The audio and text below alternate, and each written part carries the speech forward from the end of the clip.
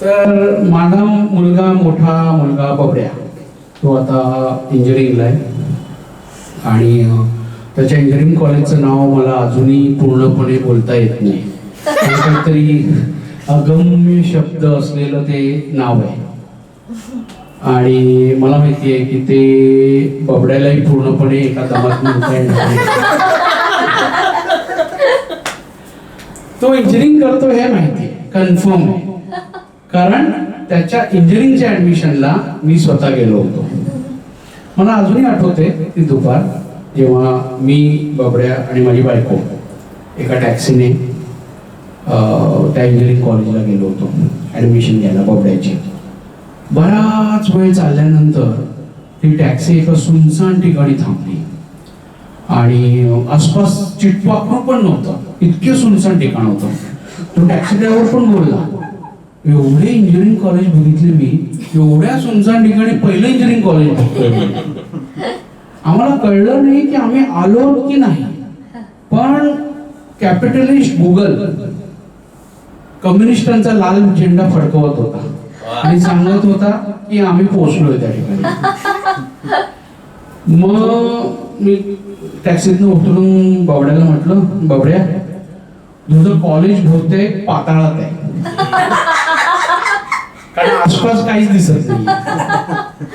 आणि तुम्हाला सांगतो कॉलेज खरंच पाताळात होतं.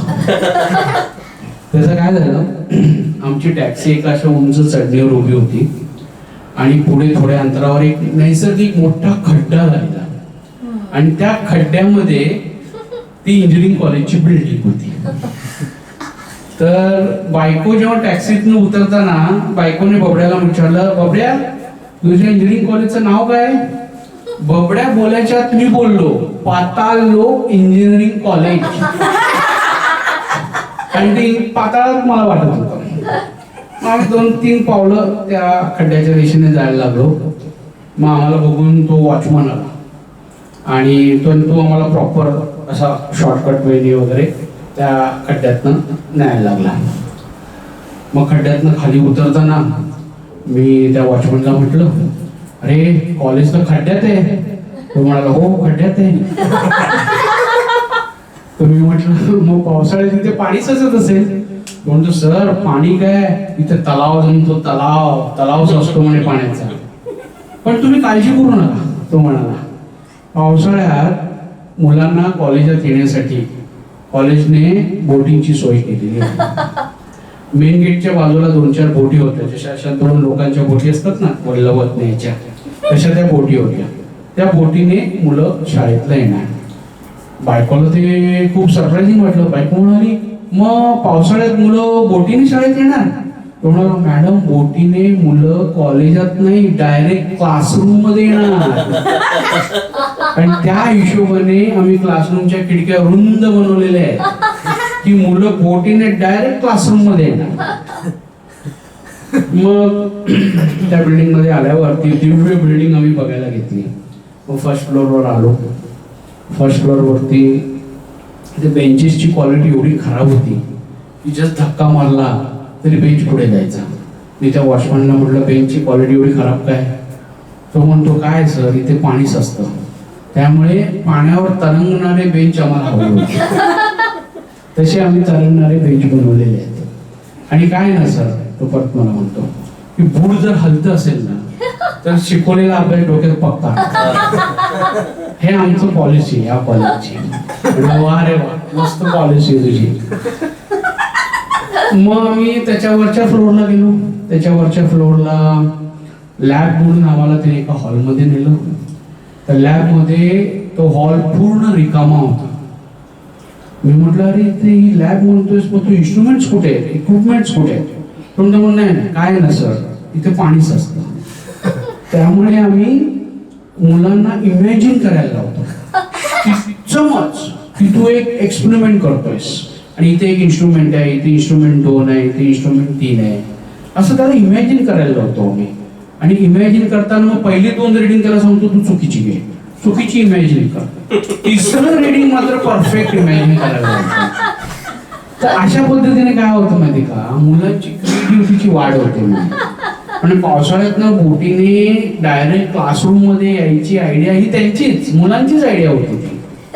म्हटलं वा काय आयडिया आहे. त्याच्यानंतर मग आम्ही ग्राउंड फ्लोअरला गेलो, तिथे ऑफिस होतं.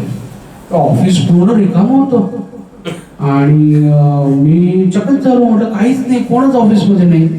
मग आमचे फॉर्म घेऊन एका खुर्चीकडे गेला आणि त्या रिकाम्या खुर्चीला बोलून म्हणाला, सर हे ऍडमिशनला आले, त्यांना ऍडमिशन. आणि मग स्वतःच त्या खुर्चीवर बसला आणि त्याला असं हवेत म्हणाला, मी तुला सांगितलं ना 4 वाजल्यानंतर मी ऍडमिशन देत नाही, पण तू आले तर आता देतो, असं म्हणून त्यांनी आमच्या ऍप्लिकेशन फॉर्म वरती सही केली. त्यांनी मग तो ऍप्लिकेशन फॉर्म घेतला आणि प्रिन्सिपल असं लिहिलं होतं त्या कॅबिनच्या वरती. त्या प्रिन्सिपलच्या कॅबिनवर जाऊन टाक केला. व्यवस्थित अर्धा मिनिटं बाहेर थांबला आणि मग आत केला. मला कुतूहल की आज प्रिन्सिपल कोण आहे म्हणून अर्ध्या मिनिटांनी मी आत गेलो. तर आत गेल्यावर बघतो काय, तर प्रिन्सिपलच्या खुर्चीवर हात बसलेला आणि हा असा हवेत काहीतरी बोलत होता की 1 कॉम्प्युटरची सीट बाकी आहे, 2 इलेक्ट्रॉनिक्सच्या बाकी आहे, कुठल्या द्यायची आहे ना. आणि मग हा स्वतःच उठला त्या प्रिन्सिपलच्या सीटवर ना आणि त्या रिकाम्या प्रिन्सिपलच्या सीटला बोलला की सर मुलगा हुशार दिसतोय. बबड्याला हुशार म्हणणारा तो पहिला माणूस.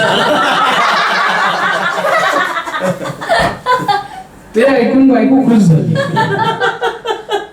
मग त्या रिकाम्या खुर्चीला तो म्हणाला की मुलगा हुशार दिसतोय, आपण त्याला कॉम्प्युटर मध्ये ऍडमिशन देऊन टाकू. आणि अशा प्रकारे आमची कॉम्प्युटरची ऍडमिशन झाली. केबिनच्या बाहेर आल्यावर मी त्याला विचारलं, हे तुझा एकपात्री प्रयोग काय होता म्हटलं. तो म्हणाला, काय ना सर, आमच्याकडे स्टाफची कमतरता आहे, स्टाफच नाही, त्यामुळे वॉचमन ते प्रिन्सिपल सगळी कामं मलाच करावी लागतात. आणि काय ना सर, असं केल्याने काय होतं माहिती का, मला प्रोसेस फॉलो केल्याचा फील येतो.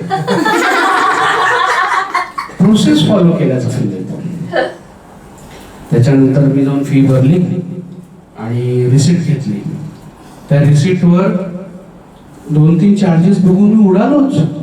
त्याच्यावर चार्जेस होते, न्यू बोट परचेस फंड, ओल्ड बोट मेंटेनन्स फंड आणि शेवटचा चार्ज होता बोट इन्शुरन्स फंड. आणि मग खाली आल्यावरती तो वॉचमन आमच्या ड्रायव्हरच्या कानात काहीतरी कुसूर केली त्यांनी. आणि मग परत ती आमची गाडी मालरानावर चालत असताना मी ड्रायव्हरला विचारलं, काय रे तो वॉचमन तुला काय म्हणाला. तो म्हणाला, सर हे, आणि तोपर्यंत अंधार झाला होता त्यामुळे व्यवस्थित काळोख पडला होता. तो म्हणाला, वॉचमन मला म्हणाला की या मालरानावर न जाताना सावधगिरी बाळगा, कारण अंधाराचा फायदा घेऊन चोर चक्के अटॅक करतात आणि तुमच्या जवळचे पैसे आणि जे काय पटकावून वगैरे चोरून नेतात. आयला मला टेन्शन आलं. टेन्शन फटके पडतील ह्याचं नाही, फीज वगैरे देऊन माझ्या खिशात मोजून 500च्या 4 नोटा उरलेल्या आणि पगार पडायला 5 दिवस बाकी. मी म्हटलं, शाळेला या पोलिसांनी जर माझं पाकिट चोरलं तर या टॅक्सीवाल्याला द्यायलाही माझ्याकडे पैसे उरणार नाही, उलट मला त्याच्याकडून पैसे उधार घ्यावे लागतात. मग विचार केला, तो टॅक्सी ड्रायव्हर पण काय विचार करेल ना, या येड्याना मी त्यांच्या घरातनं उचलला, म्हणजे लिफ्ट दिली, त्या सुनसान इंजिनिअरिंग कॉलेजमध्ये नेला, तिथे 2-2.5 तास वेट केला. परत या येड्याना मी अंधारातनं घेऊन आलो, परत त्यांच्या घरी सोडलं आणि परत त्यांनाच पैसे दिले. बबड्याचं इंजिनिअरिंग 2 वर्षापूर्वीच व्हायला पाहिजे होतं, पण काय झालं की बबड्याच्या 2nd इयर आणि 3rd इयरला एवढा पाऊस झाला की ती बबड्याची इंजिनिअरिंगची बिल्डिंग पूर्ण पाण्याखाली गेली. आणि तो गाळ काढायला पावसानंतर 3 महिने लागले आणि तो गाळी मुलांकडूनच काढून घेतला, टीम वर्क अँड लिडरशिपच्या नावाखाली. आणि तोपर्यंत परीक्षा झाली, परीक्षा बोंबलली. त्यामुळे मग मी बबड्याला यावेळेस म्हटलं, बबड्या यावर्षी तर इंजिनिअरिंग होणार का तू. तो म्हणाला, नक्की होणार पप्पा, यावर्षी इंजिनिअरिंग नक्की होणार, माझं कम्प्लीट, मी नक्की इंजिनिअर होणार जर या पावसाळ्यात आमच्या इंजिनिअरिंग कॉलेजची बिल्डिंग पाण्याखाली गेली नाही तर